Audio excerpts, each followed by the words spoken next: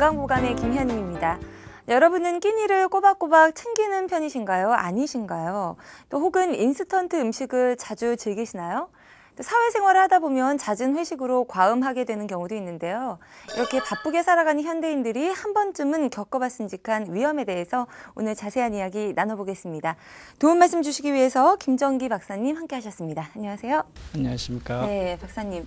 많은 사람들이 속이 쓰리다거나 좀 더부룩하다라고 할 때 내가 위염일까, 위장병일까, 위궤양일까 이렇게 고민을 하게 되는데 세 가지가 각각 다른 건가요? 어떻게 구분해 볼 수 있을까요? 조금씩 다른 용어일 수 있는데요. 우선 위장병이라는 것은 일반적인 용어로서 위장에 병이 있는 것을 그냥 통칭하는 위장병이다. 우리 어머님들 쉽게 얘기하는 그런 용어라고 보시면 될 것 같고요.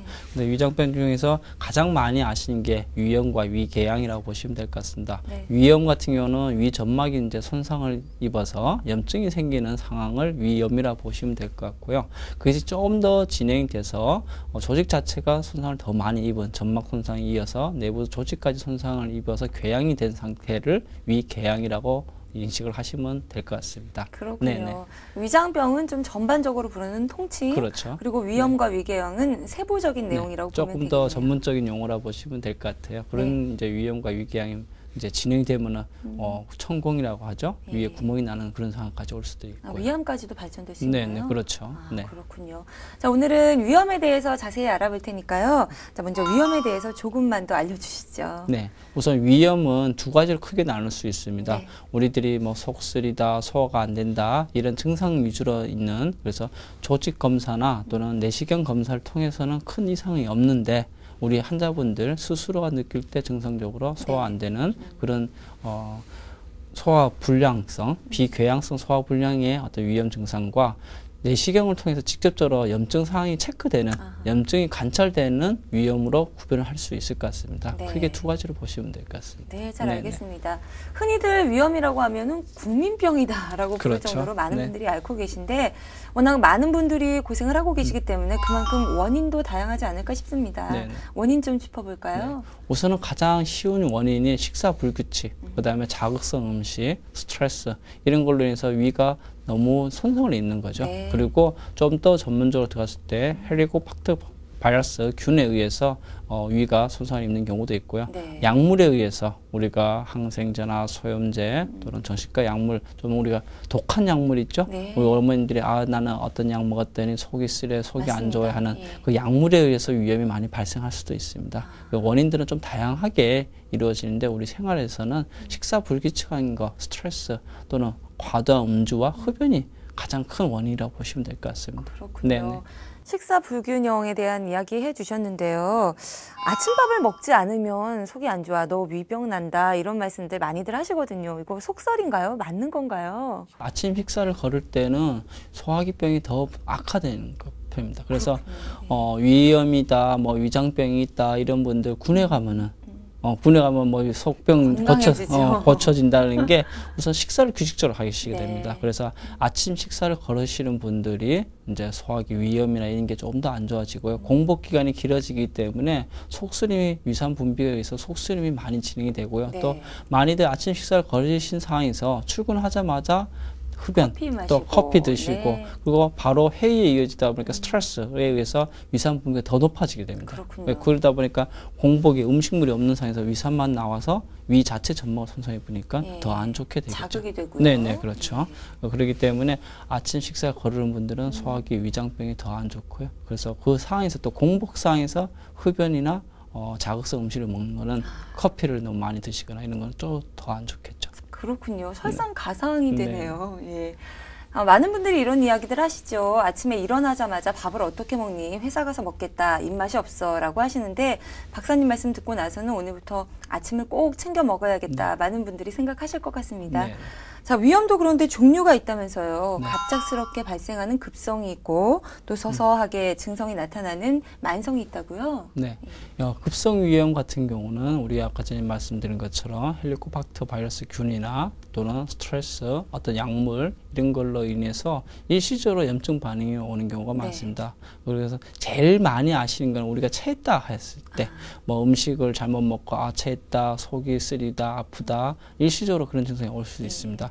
그런 경우가 급성 위염 상황이라 보시면 될 것 같고요. 네. 만성 위염 같은 경우는 급성 위염을 일으키는 여러 원인들이 지속적으로 진행되었을 때 급성 위염이 그걸로 일시적으로 끝나는 것이 아니라 위험 상황이 계속적으로 발전 진행됐을 때 만성 위염이라고 보시면 될 것 같습니다. 네. 네. 아, 그렇군요. 네. 헬리코박터라고 말씀을 하셨는데 저희가 위염과 요즘에 그 헬리코박터균에 대해서는 좀 많이 들어봤거든요. 네, 네. 구체적인 설명 부탁드릴게요. 네. 우리 위염에 있어서 중요한 발병 원인 중에 하나가 헬리코박터 바이러스 균인데요. 네. 요거 같은 경우도 치료를 꼭 해야 된다, 아니다. 아직까지도 임상 사이에서 조금 의견이 분분한 편입니다. 그렇군요. 네. 그런데 헬리코박터균 같은 경우도 자가 증상 개선에 있어서는 그 균 치료를 해도 네. 호전이 안 되는 경우도 있고요. 그 균 치료를 안 했을 때 이후 여러 질환으로 발전될 수 있는 가능성이 있는 질환 환자군도 있기 때문에 우선은 가족력에 있어서 위암이나 또는 헬리코박터균에 대해서 예. 어떤 특이 체질성이 있는 분들은 이 균 치료를 꼭 좀 해야 됩니다. 그래야 위염의 어떤 치료에서도 호전을 많이 보이시고 네. 그 이후에 위궤양이나 위암으로 발전하는 것을 예방할 수 있기 때문에 헬리코박터균과 위염의 관계는 좀 중요하다고 보시면 될 것 같습니다. 네, 잘 알겠습니다. 자, 그렇다면 일단 위염이 발병했을 때 회복하기 위해서는 어떤 노력을 기울여야 네. 될까요?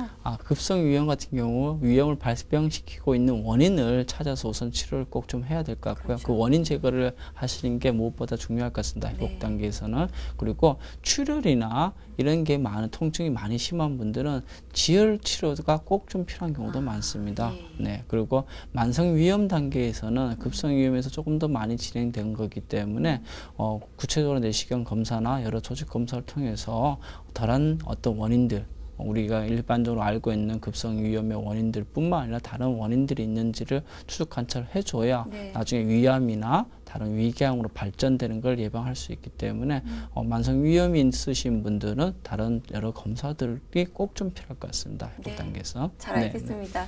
급성 위염이든 만성 위염이든 한 번 위염이 발생되게 되면 처음의 상태로 돌아가기가 어렵다는 거 이제 알게 됐는데요. 자, 위험에 걸렸는지 안 걸렸는지 본인이 확인할 수 있는 방법이 있으면 참 좋을 네. 것 같습니다. 네, 네. 자가 진단법에 대해서 좀 배워볼까요? 예. 급성 위염은 우리 환자분들, 우리 어머님들 쉽게 알 수 있는 것이 체했다.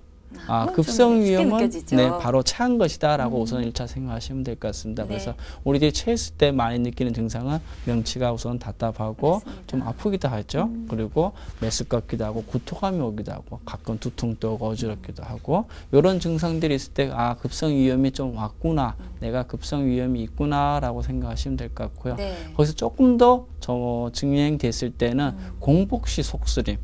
식사하고 다음 식사 끼니 시간이 됐는데 식사를 못했을 때 속이 많이 쓰리는 분들이 있습니다. 그렇다고 해서 24시간 동안 음식물을 섭취할 수는 없잖아요. 그렇죠. 그래도 식사를 규칙적으로 했을 때는 그런 증상이 없는데 그 식사를 규칙적으로 못했을 때 예. 유난히 속쓰림을 많이 호소하는 분이 있습니다. 그런 분들은 위험이 내가 있구나라고 생각하시고 또 새벽 속쓰림이 많으신 분들 네. 그런 분들은 위험은 있다고 보고 그래서 조직 검사 또는 내시경 검사 여러 검사들을 우선 1차적으로 조금 해보시는 게 중요할 것 같습니다. 네. 그래서 위험의 자가 진단은 우선 급성 위험 체한 증상을 먼저 좀 생각하시면 굉장히 도움이 많이 되실 것 같습니다. 네. 네네. 잘 알겠습니다.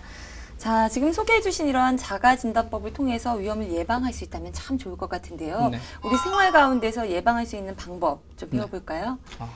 항상 얘기하는 거지만 위장병은 식사 규칙, 네. 세 끼를 규칙적으로 드시는 게 굉장히 중요할 것 같습니다. 공식으로 외워놔야 그렇죠. 되겠어요. 특히 예. 현대인 분들 피곤하고 해서 늦잠 자고 아침 식사가 많이 걸리는데 많죠. 아침 식사를 꼭 좀 챙겨야 위장병도 좋고요. 네. 그다음 비만도 예방하고 성인병도 예방. 굉장히 좋은 생활 습관이라고 보시면 될 것 같고요. 네. 그다음에 또 하나는 여러 약물에 의해서 위험이 많이 발생하는 경우가 있습니다. 뭐 아스피린 계열이나 소염제, 항생제 이런 약물들을 장기간 복용하시는 분들은 처음에는 위험 증상이 없다가도 생길 수 있기 때문에 이런 약물을 장기 복용하시는 경우에는 꼭 전문의들과 의료인들과 상의 후에 복용하시는 게 필요하실 것 같고요. 네. 자의적으로 그런 약물을 자꾸 진통제 계열을 습관적으로 드시는 건 굉장히 좋지 않을 것 같습니다. 네. 그렇게 급성 위염이나 만성 위염이 있는 분들은 그런 생활에서 그런 음식물들이나 이런 걸 좀 주의해 주셔야 될 것 같고요. 무엇보다 또 남자분들은 과도한 흡연,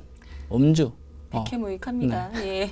이런 과다한 음주나 흡연을 좀 절제를 해주셔야 됩니다. 네. 이런 것을 절제하지 않으시게 되면은 나중에 만성 위염으로 진행되고 위염이 위궤양이 되고 그러다 보면 위천공이 생기고 그러면 심한 경우 복막염으로 발전할 수도 있고 악의 경우는 위암이 올 수도 있기 때문에 우리 네. 생활에서 그런 식습관, 생활 습관을 꼭 좀 노력해 주시는 게 중요할 것 같습니다. 네, 네. 잘 알겠습니다.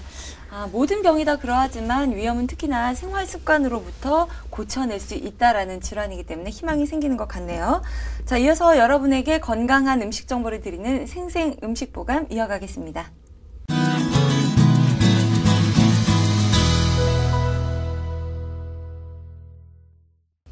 네, 오늘 음식 보감에서는 위에 도움이 되는 음식에 대해서 알아보겠습니다. 박사님 소개 부탁드릴게요. 네.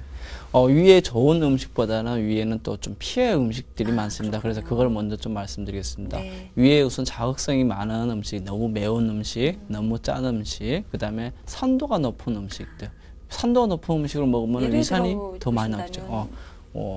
귤. 아, 귤 같은 경우 이제 신 음식들 있죠. 그렇죠. 우리 식초 종류 그런 신 음식들을 너무 많이 먹게 되면은 안 그래도 위염이 있는 분들은 위산이 많이 분비됩니다. 네. 그 상황에서 신맛이 강한 음식들을 더 드시게 되면은 위산 분비가 더 높아져서 위염이 악화될 수 있기 때문에 그런 음식들 우선 1차적으로 피해 주셔야 될 것 같고 네. 그 다음에 신선한 채소 종류 그 다음에 염분이 높지 않은 음식을 그렇게 드시는 게 우선 좋을 것 같고요. 생선 종류 그렇게 드시고 그 다음에 음식에서 또 위염을 예방 치료할 수 있는 걸 좀 가르쳐 드리겠습니다. 네. 무엇보다 무 있죠.